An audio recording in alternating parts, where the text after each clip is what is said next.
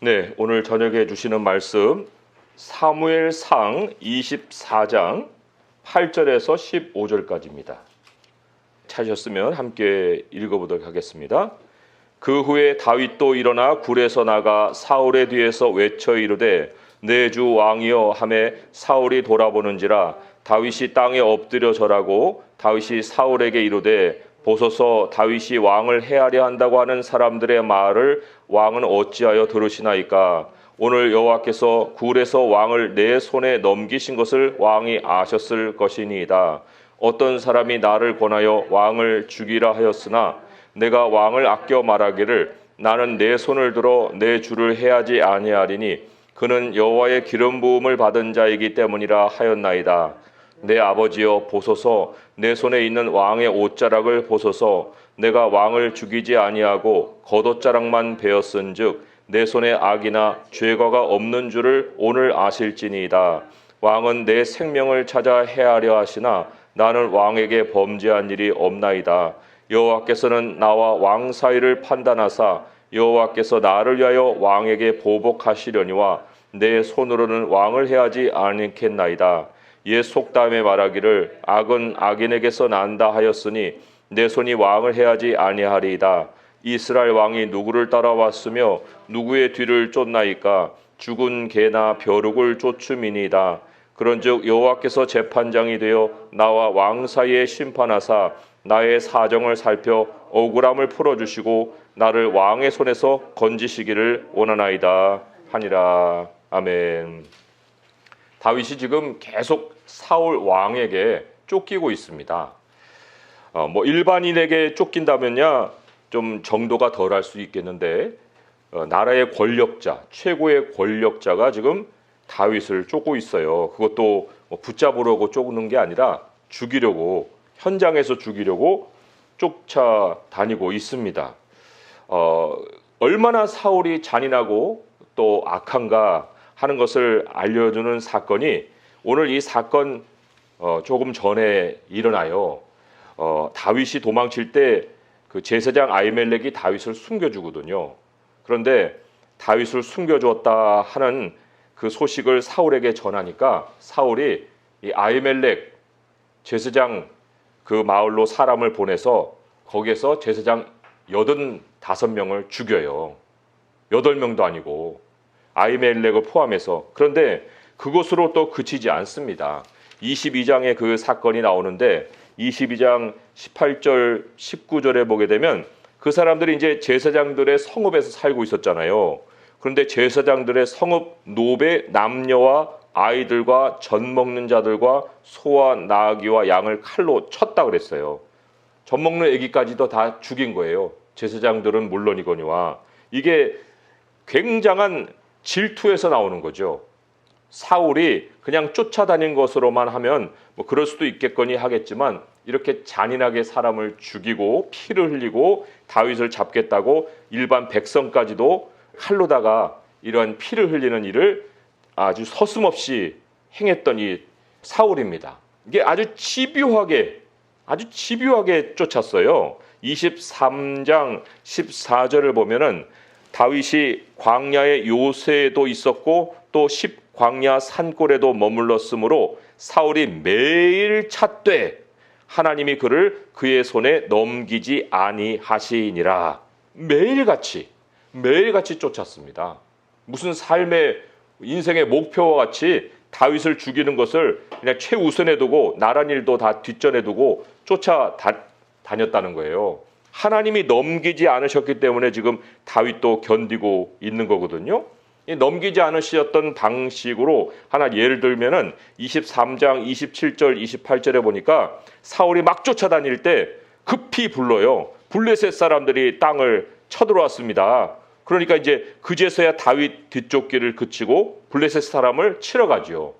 이런 사건들이에요. 이런 게 이제 숨 쉴 틈을 하나님이 주시는 거고 다윗을 더 쫓지 못하게 만드시는 거예요. 그렇지만 그런 것도 잠시죠. 블레셋 지금 쫓다가 다시 이제 다윗을 쫓기 시작한 것이 오늘 본문이 기록되어 있는 24장의 말씀이에요. 이때 이제 2절에 보니까 3,000명을 거느리고 다윗과 그 사람들을 찾으러 이제 바위로 향하고 있는 이 사울을 봅니다.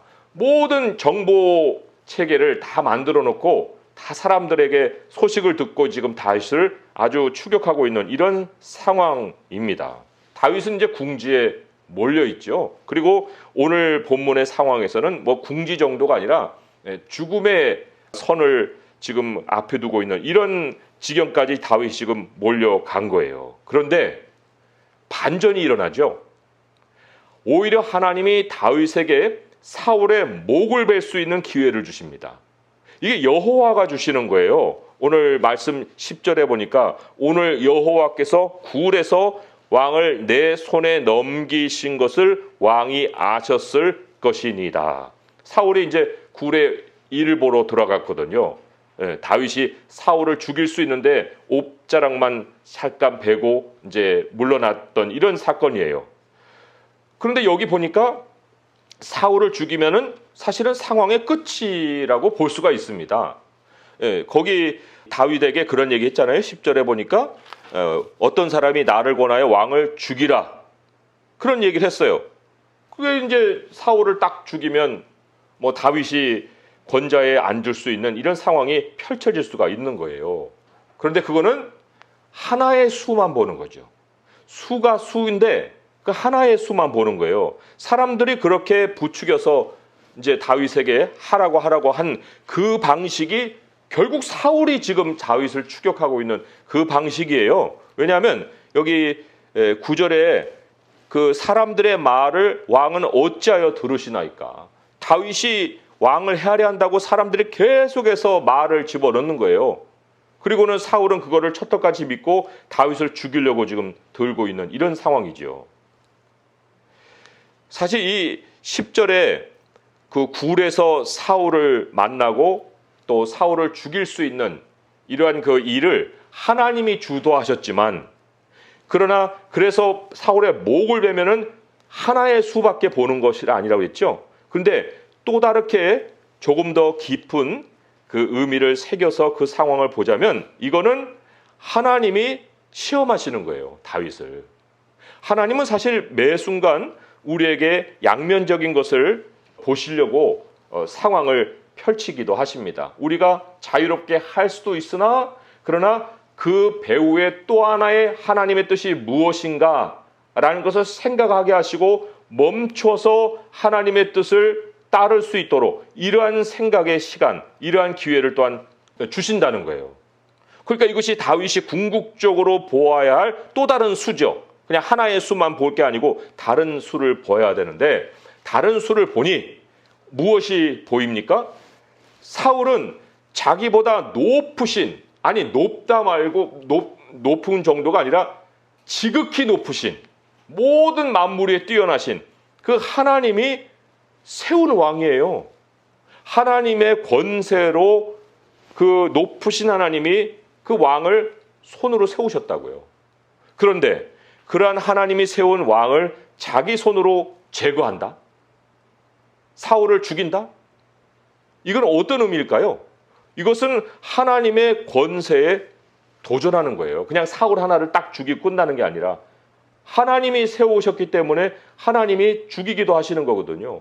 그런데 하나님이 세우셔놓고 아무 일도 하지 않고 계시는데 자기가 사울을 죽이는 것은 결국 이런 생각을 하는 거죠. 아우, 하나님은 왜 이렇게 세상을 방치하고 계셔? 이런 악인들도 다뤄줘야 되잖아. 그런데 하나님이 안 다루어 주시니 뭐 내가 할 수밖에 없네? 목을 딱 끊어요? 그리고는 내가 심판자의 자리에 있습니까? 그러면은 내가 하나님보다 더 권세가 크다는 것을 스스로 입증해 보이는 거예요. 사람들에게 나타내 보이는 거예요. 그런데 하나님의 백성이 정말로 절대적으로 삶에서 지켜야 되는 여러 가지 원칙이 있어요. 여러 가지 진리가 있습니다. 그 중에 중요한 원리가 여러 가지가 있거든요. 또 그 여러 가지 중요성을 매긴다고 할 때, 근데 그 중요한 것 중에 정말 중요한 것이 뭐냐면 하나님의 백성은 권세 질서 안에서 살아야 한다는 거예요. 하나님의 자녀가 되는 것도 권세라고 그랬죠. 또 천사들도 묘사를 할 때 권세자들로 묘사를 하죠. 에베소서 6장 12절에 보게 되면 우리의 씨름은 혈과 육을 상대하는 것이 아니요 통치자들, 권세자들, 어둠의 세상 주관자들, 이들이 누구냐? 하늘에 있는 악의 영들이라고 했어요. 그들도 죄를 짓고 하나님을 반역하지만 다 권세가 있어요. 천사들도 권세 질서 안에 있습니다. 그것만이 아니죠. 세상 질서가 다 하나님의 권세로 이루어졌다고 그랬죠. 로마서 13장 1절에 각 사람은 위에 있는 권세들에게 복종하라. 권세는 하나님으로부터 나지 않음이 없나니 모든 권세는 다 하나님께서 정하신 바라. 이런 말씀을 우리에게 전달해 주고 계세요. 그러니까 하나님이 우리가 자유롭게 할 수도 있으나 그러나 또한 시험해 보시는 것이 뭐냐면 이 나의 백성이, 이 나의 사람이 내가 세워놓은 권세 질서 안에서 살고 있는지 이거를 지켜보신다는 거예요. 이거를 살펴보신다는 것입니다. 그러면 내가 하나님이 만들어 놓으신 권세 질서 안에 살고 있다는 그 표시가 뭘까요? 분명한 표시가 있습니다. 그것이 오늘 본문의 12절의 말씀이죠. 12절의 말씀을 같이 한번 또 읽어보겠습니다. 시작. 여호와께서는 나와 왕 사이를 판단하사 여호와께서 나를 위하여 왕에게 보복하시려니와 내 손으로는 왕을 해하지 않겠나이다. 어떤 게 표시예요? 내 손으로는 누구에게도 보복하지 않겠습니다. 왕만 아니라 하나님은 원수를 스스로 갚지 말아라 하셨기 때문에 권세 질서 안에 살고 있는 분명하고 확실한 표시는 내가 스스로 다른 사람에게 나의 그 원한을 보복하지 않는다는 거예요. 이 보복하지 않는다는 것이 그 사람을 안 죽이는 정도로 끝나는다. 이게 아닙니다. 오늘날에는 사람을 죽일 수도 없지만 옛날에는 죽일 수도 있는 상황에 죽이지 않는 것이 보복이 아니에요. 더 한 단계 나아갑니다. 15절에 보면은 우리 다시 한번 또 읽어볼까요? 15절 시작. 그런즉 여호와께서 재판장이 되어 나와 왕 사이에 심판하사 나의 사정을 살펴 억울함을 풀어주시고 나를 왕의 손에서 건지시기를 원하나이다 하니라.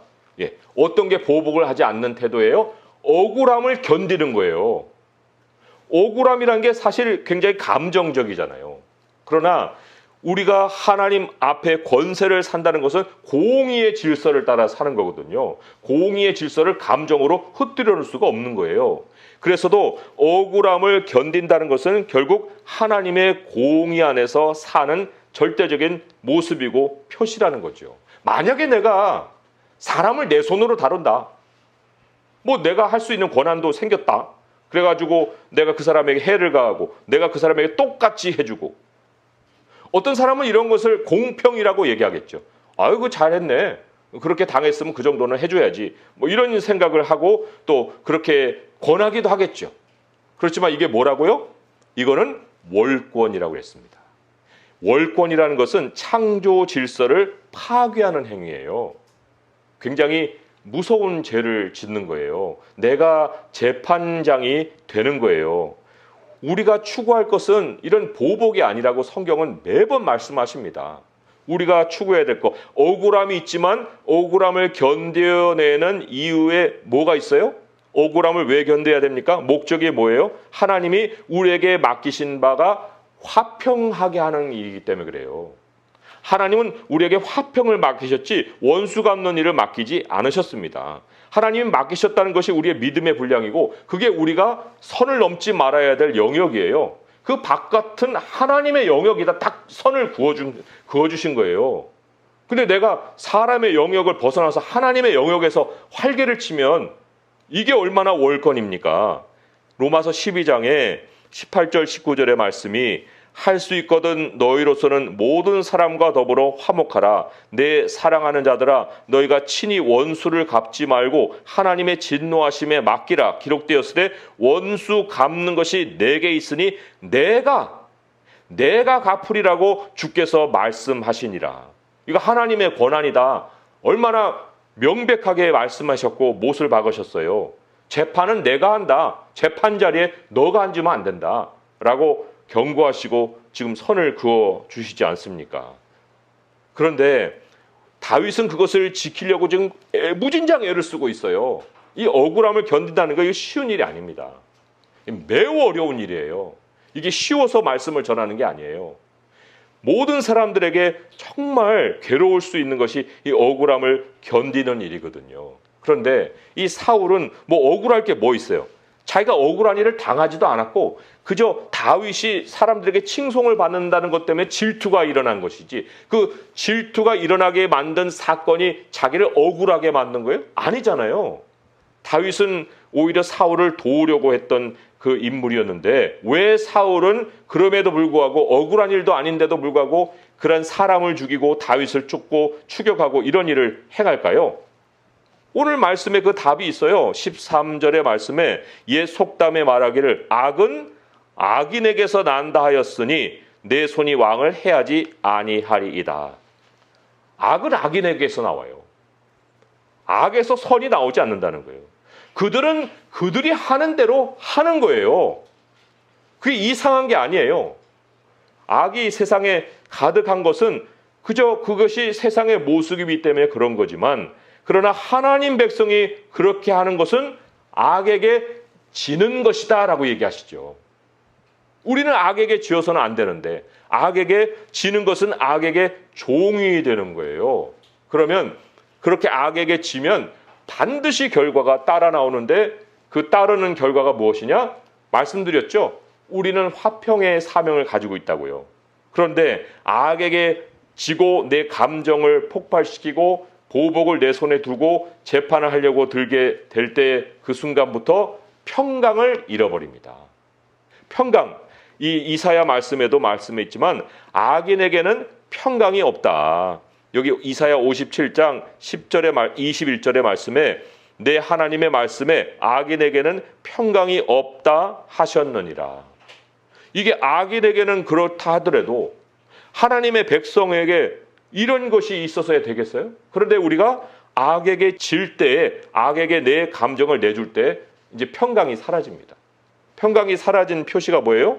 염려가 찾아드는 거죠. 관계가 깨지고 일이 틀어지고 그리고 복을 못 느껴요. 행복을 못 느낀다는 거예요. 아, 마음이 평안해야 뭐 기쁨도 있고 즐거움도 있고 웃음도 있고 그런 것이지 평강이 깨졌는데 누구하고 얘기하고 싶겠어요? 누구하고 만나고 싶겠어요? 삶이 뭐 이렇게 밝게 보이겠어요? 그런 내 안에 어둠이 찾아드는 것이 결국은 그 배후에 내가 악에게 진 모습이 있구나. 악을 이기는 유일한 길은 뭐예요? 성경이 우리에게 뭐 여러 가지 길을 가르쳐 주지도 않았어요. 악을 이기는 유일한 길은 선을 행하는 것이다 그랬어요. 아까 읽은 로마서 12장 20절 21절을 읽어드리면 이렇습니다. 이제 원수 갚지 말라고 그랬죠. 내 원수가 줄이거든 먹이고 목마르거든 마시게 하라. 그리함으로 네가 숯불을 그 머리에 쌓아 놓으리라. 악에게 지지 말고 선으로 악을 이겨라. 뭐 쉽게 적용하자면 악인 너를 괴롭힌 사람에게 친절하게 해. 뭐 필요하다고 하면 그 필요를 채워줘. 그것을 우리가 하나로 요약해서 말하자면 그 사람이 절대로 느낄 수 없는 평강의 현실을 그 사람에게 맛보게 해줘라. 그거예요. 우리에게 있는 게 그거 다잖아요. 하나님의 백성에게는 평강이 있고 악인에게는 평강이 없으니 평강이 있다는 걸 그 사람에게 보여줘라는 거예요. 맛을 보여줘라. 이것이 우리가 악을 이기는 길이다. 사울이 다윗이 그런 태도를 가지고 자기를 죽이지 않으니까 사울이 직접 입으로 이거를 고백을 했어요. 오늘 읽진 않았지만 17절에서 19절의 말씀 같이 한번 읽어볼까요? 오늘 본문이에요. 24장 17절에서 19절 시작. 다윗에게 이르되 나는 너를 학대하되 너는 나를 선대하니 너는 나보다 의롭도다. 네가 나 선대한 것을 오늘 나타냈나니 여호와께서 나를 내 손에 넘기셨으나 네가 나를 죽이지 아니하였도다. 사람이 그의 원수를 만나면 그를 평안히 가게 하겠느냐? 네가 오늘 내게 행한 일로 말미암아 여호와께서 네게 선으로 갚으시기를 원하노라. 지금 평안을 맛본 거예요. 사람이 원수 만나면 평안하게 가게 하겠느냐? 근데 다윗은 평안하게 가게 했다는 거죠. 그걸 악인도 느낀다는 거예요. 맛을 보고 체험을 한다는 거예요. 그리고는 그 바람을 얘기하잖아요. 여호와께서 너에게 선으로 갚으시기를 원한다.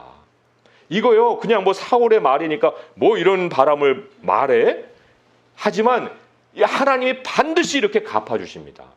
선은 선으로 하나님이 반드시 갚아주신다는 거예요. 우리 하나님이 사람을 억울하게 하는 자에게는 다른 결과가 나타나게 하시지만 사람에게 선을 베푼 자에게는 반드시 하나님이 갚아주시는 선이 있어요. 사람이 갚아주는 거는 뭐 물 먹게 하시고 뭐 목마르면 물 먹이고 배고프면 밥 주고 뭐 그런 정도겠지만 하나님이 베푸시는 이 선이란 것은 상상 외예요. 내가 정말 이 생각지도 못한 그러한 일들을 하나님이 합력해서 다 이루어 주시는 거예요. 그러면 우리가 만약에 억울함을 견디지 못하고 악인에게 질 때에 그 악인이 당하는 그 결과를 우리는 경고 삼아서 야, 이런 일을 내가 당해서는 안 되겠구나. 그런데 악인은 그것을 모르고도 뭐 하고 그리고 그런 일을 당하면서 이제 괴로워하는 거죠. 어떤 일을 당합니까? 시편 57편 6절의 말씀에 이런 말씀이 있어요. 시편 57편 6절에 그들이 내 걸음을 막으려고 그물을 준비하였으니 내 영혼이 억울하도다. 그들이 내 앞에 웅덩이를 팠으나 자기들이 그 중에 빠졌도다. 사람을 억울하게 하니까 어떻게 돼요?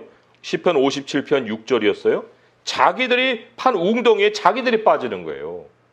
이 사울이 다윗을 잡으려고 추격했지만 못 잡죠. 그리고 또 한 번 또 다윗이 사울을 살려줘요. 진영에 들어가서 사울을 죽이지 않고 다시 또 살려놓고 나오지요. 그리고는 이제 사울이 또 뭔가 회개하는 것 같았는데 또 아니고 그러다가 결국 블레셋에게 죽죠. 얼마 죽음을 남겨놓지 않고 벌어지는 오늘 사건이에요. 사람이 자기의 생명이 얼마나 긴지도 모르고 그러니까 자기가 남을 추격해서 죽이려고 했는데 결국은 하나님이 블레셋 사람들의 추격을 받아서 사울이 죽음을 맞이하게 하신다는 거죠. 그들의 행위가 그의 머리로 돌아가는 거예요. 다른 사람을 긍휼하게 하면 긍휼을 베풀면 내게 긍휼이 돌아오고 다른 사람을 억울하게 하면 내가 억울하게 되는 일을 당하게 되는 거예요. 이게 무서운 이 창조의 질서입니다. 오늘 말씀을 우리가 좀 정리하면서 하나님이 우리의 재판장이신 인생은 평생 쫓겨다니지 않습니다. 하나님이 아까 다윗이 뭐 하나님이 일을 방치하시네, 내가 일 좀 처리해야겠나, 그런 순간을 맞이하지 않습니다. 하나님은 다 일을 수습해 주세요. 그러니까 사람이 평생 사람에게 쫓기며 사는 것은 하나님의 백성의 인생 행로가 아니에요. 그러나 다만 하나님의 테스트를 통과할 때에만이 우리가 그 쫓기는 인생을 마무리하고 선을 누리는 삶을 누리게 된다는 거예요. 그러나 매번 넘어질 때에는 그때에는 또다시 동일한 사이클이 반복이 되고 해서 내가 평생 사람에게 시달리는 삶이 이어진다는 거죠. 오늘 우리는 그것을 끊어내야 됩니다. 우리가 오늘 말씀 안에서 그래, 하나님의 권세를 인정해야겠구나. 뭐 어느 사람에게는 권세가 있고 어느 사람에게 없는 것이 아니라 모든 세상의 질서가 다 권세의 질서로 되어 있구나.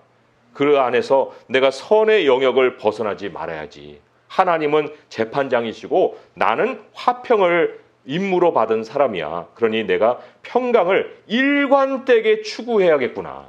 평강을 그냥 내 기분 좋을 때만 아니라 일관되게 내가 해야 될 그 일은 종이지 주가 아니잖아요. 좋은 주님의 명령을 따르는 거니까 일관되게 화평을 추구해야겠구나. 다른 사람에게 친절하게 하고 친절도 들쑥날쑥이 아니라 한번 친절했으면 그 다음 만나도 친절, 그 다음도 친절. 화를 가라앉히고 그 다음도 친절. 계속해서 친절하게 해서 그 사람이 야, 이런 정도면 사람이 화도 낼 만한데 하는 그런 말을 자기 스스로 해볼 수 있도록. 사울이 평안하게 원수를 보낸 사람이 없는데 야, 너는 좀 다르다. 이렇게 생각했던 그러한 생각을 가지게끔 우리도 일관된 평강으로 사람을 대하면 하나님이 그 선에 선으로 갚아주신다는 거예요. 나머지 결과가 하나님이 가져오시는 것으로 채워진다는 것입니다. 그러니 오늘 말씀을 맺으면서 하나님, 나의 모든 삶의 판결자가 되어 주소서. 내 인생을 형통하게 하시는 것이 하나님의 재판 결과로 인해서 공의가 그러한 일을 이루어 주시옵소서. 하나님, 나의 감정의 기복을 따르지 않게 하시고 하나님의 그 선을 따라서, 우리 주님의 성품을 따라서 하나님께 모든 것을 맡기는 삶, 재판을 맡기는 삶 살게 하여 주옵소서. 이러한 기도로 주님을 찾아갈 수 있는 성도 될 수 있기를 주님의 이름으로 축원드립니다. 기도하겠습니다. 하나님 아버지, 삶이 우리의 마음을 자극하고 또 많은 일들이 우리를 격동하여서 분을 쏟아낼 수도 있고 또 우리들의 마음대로 참 여러 가지 선택을 하며 살아갈 때가 있습니다. 그러나 하나님, 이러한 자유를 할지라도 그것은 하나만 알고 둘은 모르는 것임을 오늘 말씀을 깨달아 주셨습니다.